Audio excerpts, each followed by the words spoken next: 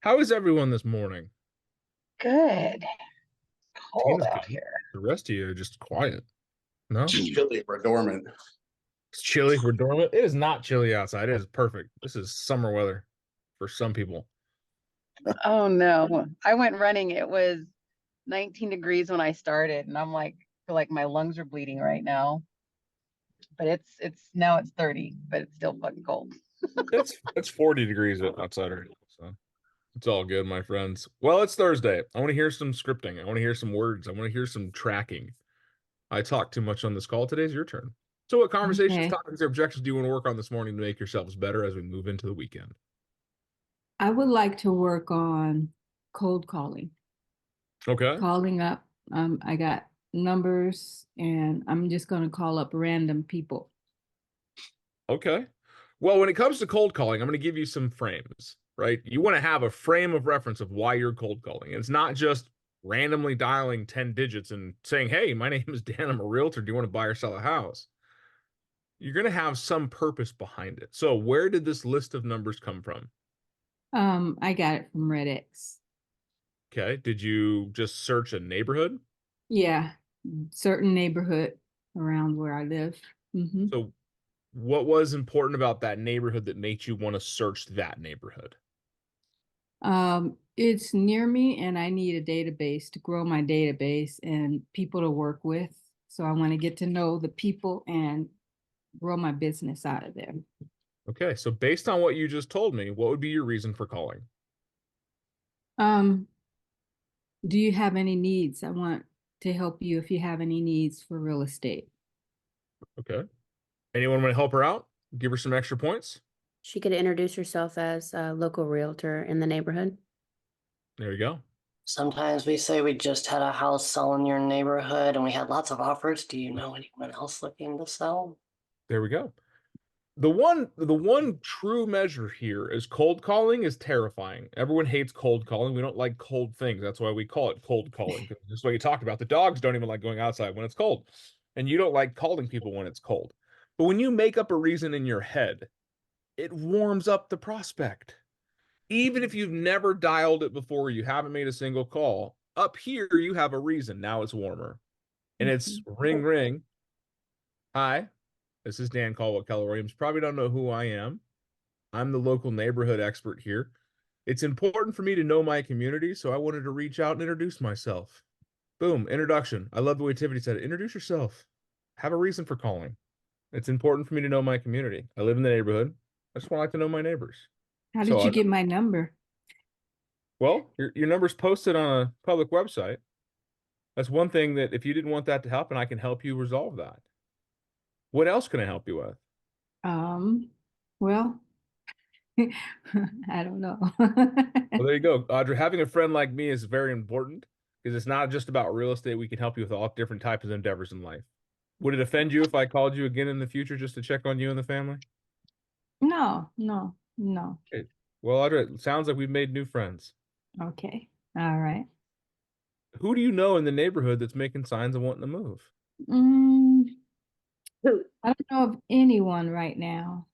Hey, I Uh, appreciate you thinking about it. If you come across someone, would you do me a favor and send me their contact information so that I can make friends with them as well? okay. Thank you so much, Miss Mhm. Audrey. Yeah. We Now, can also with, offer vendors like a handyman or something. yeah, Mara's got a great point. Now we can offer things. Hey, if you ever need anything, I got a great resource list. All types of vendors and suppliers, stuff I can help you save you money. It's always good to get a discount, right? Or you can go the home value route. Hey, if you're a homeowner, would it be important to you to know your home's value without ever have to talk to a realtor? Oh yeah, well great. What email would you like me to set that up for so you never have to talk to a realtor to find out what your home's worth again? Hmm. And then put them on a monthly neighborhood drip. All right. What'd you hear about that you liked? I I like the if you ever need anything, I have vendors that you can use. Use my friends. I got a lot of people I do business with and I make good friends with and they help my friends out. Let me know where I can help you so you can save some money. Last week, Steamy Concepts told me that they give us 15% off just by being with Keller Williams, our client. So just There we FYI. go. That's for mold and etc. Not that I would know about mold.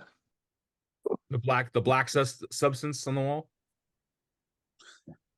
If you've been a realtor long enough, you understand that joke. We don't ever call it mold.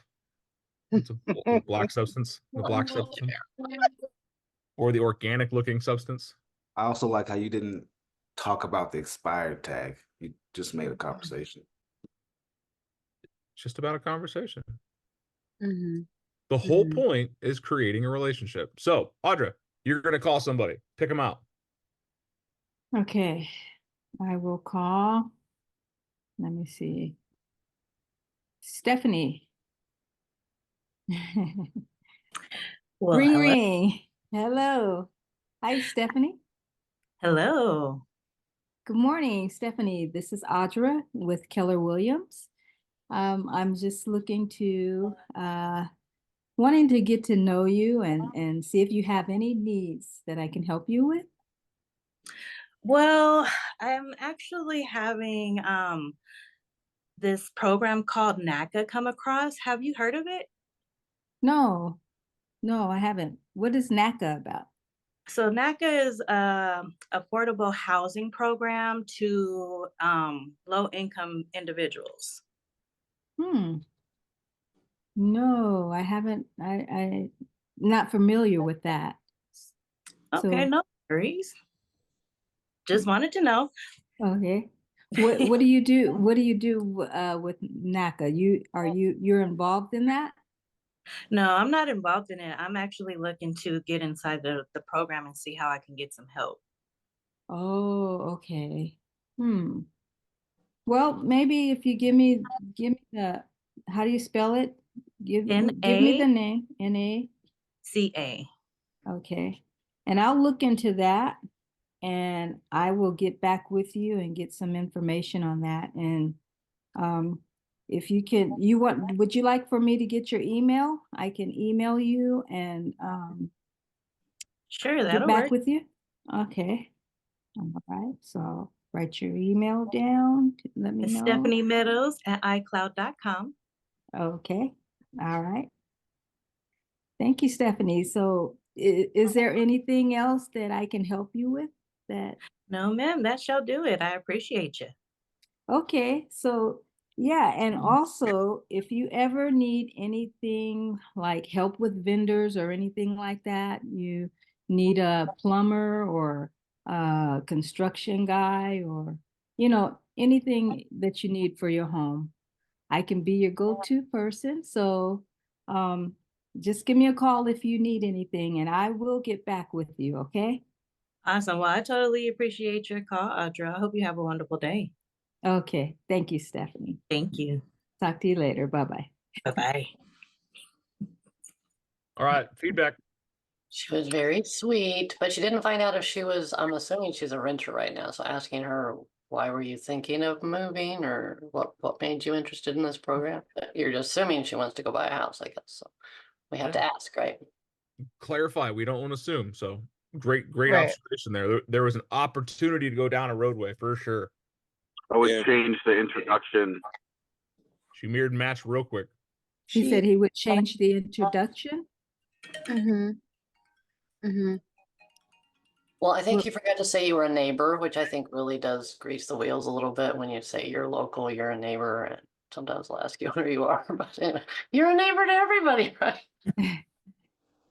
Right. It But I makes would- it kind of sound like if you don't say who you are or intro yourself, they immediately kind of shut down a little bit, thinking that you're a salesperson.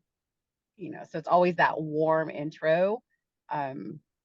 That would have probably opened her up a little bit more to be like, oh, okay. No, I don't need any help, but have you heard of NACA? NACA, no, I don't. I've never heard of NACA. Help me understand what NACA is. And then when she tells you what that is, then that's when you're like, okay, great. Let me get some more information about NACA. Are you looking to purchase, or is this a house that you're looking at that you want to know more about that program?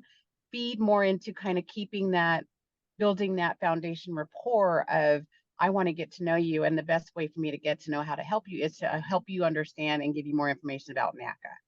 And that way she's waiting for you to call her back. Mhm. getting better at asking for contact information is important. Stay away from the yes or no questions. Do you want me to take down your email? Every one of us struggle with getting contact information. I know you do because it's natural in this business. So learn how to ask open-ended questions that will result in the information you're looking for. Stephanie, what email do you read most often? Makes her think, right? She's getting ready to answer. Stephanie, what phone number do you take text messages at? Are we naturally already predispositioned to respond a certain way to those questions? Versus, Stephanie, can I have your phone number? I don't give out my phone number. Hey, Stephanie, what's your email? I don't give out my email. When you can find different ways of asking for it, we can get past people's precognitions, right? The way we set up the blinders automatically in our head. It's the people saying, I'm just looking when they walk into a store. Mhm. So another question, how do I go about finding out about NACA? Google So it. what I did, like literally, this was a situation that I have with a lady, actually two people that I've actually come across now with this program. And Mhm. so I ended up calling her back a couple of different times because when I reached out and looked for, try to get some information for her, like I emailed, I tried calling, I haven't heard anything back from anybody. So literally just looking up the information, just trying to read about it as much as you can, and then be able to reiterate that back to them will usually kind of satisfy them, because most people that are on low income already know that it's going to be like a waiting list, and it's going to be hard as crap to get in touch with these people because there's so many people that want to get into these low income programs. Mm. So is there anything we as a realtor can do, or is that something that they have to do? I mean, we can do just as much as what they're trying to do, but again, it's one of those situations where it's almost, I'm not going to say impossible, but it's very challenging to get into the people. Like you have to constantly figure out how to try to get in touch with people, because the program is overall itself is a national program. So it's not just in Colorado, it's all over, which makes it even more challenging to try to get in touch with people because they don't want to take the phone calls, and the emails can be, God, who knows what's going on with the email. So, I mean, you can do your due diligence and try to help out as much as possible. But again, it's only going to be able to go so far. With them being on low income, they're also going to have to look up different programs that can actually benefit their situation. Again, it's going to be a waiting list most times with these programs. And will they need a realtor to help them? Not necessarily, but it can be beneficial depending on the program, the Section 8 program that it is. So with Section 8, and this is I literally just learned this not too long ago, there's a way that if somebody owns just like one house, they don't necessarily have to accept Section 8. But if they have multiple units or multiple properties, then it's kind of a little bit more acceptable for them to be able to go after those type of people. With Section 8, they actually have certain buildings and properties that they'll actually rent out and give to the people. But it also depends on the program, the people, what they qualify for, their income, what they make, things of that nature as well. Oh, okay. Mhm. There's a lot of resources out there. So maybe take that and put it on your learning plan. Understanding what's out there, what's available. Talk to your lenders, talk about the programs, the buying programs, understand Section 8. You can Google what Section 8 would pay for this zip code. You got investors out there that'll buy houses in lower income areas because they get guaranteed rents through Section 8. And not everybody that's a low income renter or buyer is a trash person that's just destroy property. They're just down on their luck or just didn't have the same resource. So it's a great opportunity. My very first rental property is I owned a trailer park. I was below the threshold for Section 8. And some of my best people lived in there. I had some shit ones, but just like any pot, you're going to find some potatoes that just don't mash up. When we're asking questions, cold calling, prospecting, whatever you want to call it, have a reason, come up with a reason. I'm calling for my neighborhood. I'm calling for this area. Another great opportunity is if you have a buyer looking for a certain house in a certain area, that gives you a very warm target. Now you're hunting. Ring, ring, Tina. Hi, this is Tina. Hey, Tina, it's Big Dan over at Keller Williams, Southern Arizona. How are you today, my friend? I'm doing great, Dan. How are you? Yeah, I'm so sorry to bother you. The reason I'm calling is I've got a buyer that is super, super hard trying to find a house in your neighborhood. Would you happen to know anyone in that neighborhood that's making moves or showing signs of wanting to move? Actually, it's a possibility. There is a neighbor 5 doors down that has one of those dumpsters in his house. So he's either renovating or probably getting ready to clean up to move. But I'm pretty sure he could be a nice person to talk to. That's awesome, Tina. Hey, it might be a long shot, but do you happen to have his contact information? Actually, I do. He actually dog sits for me. So I can text you his information. How's that? Man, that'd be fantastic. I will do Well, that. while I got you on the phone, what else can I help you with? Do you know anyone else that wants to make a move in there? Be your neighbor? Not so much. I know a lot of people are moving out. I've been seeing a lot of U-Hauls, so it's interesting. I don't know. I think there might be renters. But I think this area is actually pretty hot right now. There's probably gonna be a lot of houses going up. How for long have you sale. lived here? I've lived in this area for 22 years. Oh man, you probably know all the secrets then. 22 years I've lived in this area. Yeah. Well, hey, what's something you can tell me that I probably couldn't figure out on my own about it? About this area, I don't know. The Gaylord actually is making people move in this area. You know, they have that new resort Gaylord that just got built, and it's bringing a lot of traffic in this area. As I would imagine. So what do you love about the neighborhood and what would you change? I love the fact that they are building up. We just got a Costco that went up. You know, they're putting up a Pepsi down the street. So they're finally building up after 22 years of bringing more stores in here. Finally. What I would what I would change is I felt like, and I think when Costco went up, Costco hired people in the neighborhood. So I think making these stores more, neighborhood friendly, where people who live in the neighborhood could work there, is great. That's more of a community thing. But that would be the one thing that I would change, is making it more community friendly. Okay. Well, it's awesome. Some great things. I appreciate you telling me. Well, I look forward to your friend's contact information. What's his name? Juan Carlos. Juan Carlos? The number Mhm. one Carlos? Very cool. One. Oh God, that's funny. Hey, Tina, well, thank you so much for taking some time out of your day and talking with me. Would it offend you if I called you back in a few months just to check on you?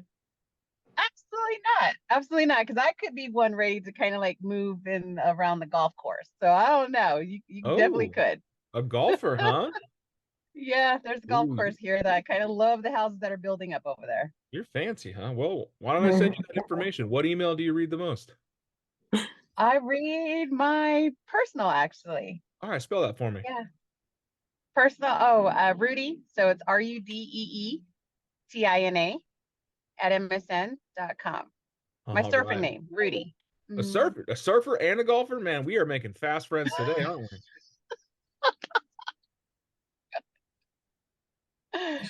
Well, that's nice. All right, Miss Tina. Well, hey, I've taken enough of your time up. If you ever need anything, and it doesn't have to be real estate related, I want you to know you can call me. I got a ton of resources and referral partners. So use my friend, save some money. If there's anything I can do to help, I'm glad to. Awesome. I definitely will. Thanks, Dan. Looking forward to talking to you in a little while. Have a great day. Bye. Now, we all know my disc profile is a high D, right? I get to the point to it. Did you hear high D in that phone call? Uh-uh. Why? Trying to get more information. It's called mirror and matching. You got to match the tempo of the person you're talking to. Mm-hmm. But do we not talk about all the different elements of a decent cold call? That you're just calling for a reason. Having a buyer that's shopping in that neighborhood gives you like a golden arrow. It's super easy. You can have 100 people hang up on you, and you're like, well, someone's going to sell their house to this guy. What I love about it, I call it going hunting, because you have a buyer for that neighborhood. So go get them a listing, double-sided deal. Hey, I've got a buyer that is actively searching to live on your street. Who do you know that's showing signs of wanting to move? They are ready to buy today, right? Help me make a match. Matchmaker, matchmaker, make me a match. Find me a fine, catch me a catch. Right? Dang, I ain't heard that in forever. Which is the beautiful thing about our business is called pairings. Yes. Uh, There's no better reason than when you have a reason. Just mhm. anything. Hell, you could call them up and say, my coach told me I need to talk to 200 strangers today, and you're number 98. How are you today? Mhm. When you have a reason, you'll do it versus just, I need to make phone calls. I got a list of 10,000 people here. Just start dialing numbers. No, have a reason. And My within that tarot reason, you're cards asking them, told you. and within that reason, you're asking them questions, which makes them happy to talk about their neighborhood and their community. I noticed that. Did you catch that? What do you like about your neighborhood? Tell me more. How Mhm. long you live there? Mhm. I got her laughing by hitting her up with I'm giving her a label. Oh, you're the expert in the area, huh? You know all the secrets. She's like, I'm a Karen. Now she sat back. She's all, hell yeah. You lean in on people, my friends. Build relationships. As the new kids say, gas them up. Throw the Riz out there. No cap. These calls be bussing, yo. All right. That's enough laughter for one morning. I hope Oh you my take these goodness. lessons and actually go do something with them, right? Call some people. Oh, that's yeah. good. Oh yeah. Yeah. Introduce yourself to your communities. Your neighborhood should know who you are. Mhm. Get a postcard out there, do a call campaign if you can get their phone numbers, door knock, and just introduce yourself. You're going to see them walking down the street. If you see someone walking down the street, slow down, pull over next to them, say, hey, neighbor, I see you walking all the time. I'd like to introduce myself. My name is blank. You are? Hey, it's so great seeing you. Hey, keep up the good work. You're doing great. And if they don't smile and glow and stand a little taller when you do that, that person ain't human.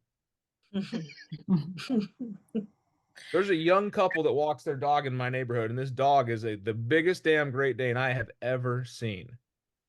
And every time they walk by, they're always walking the other side of the street. Well, one day they're walking down the same side of the street that I'm driving on. They're actually doing the way they're supposed to. They're walking down as you're driving up. And I rolled down my window in a very friendly tone. I said, hey, you know horses aren't allowed in this neighborhood.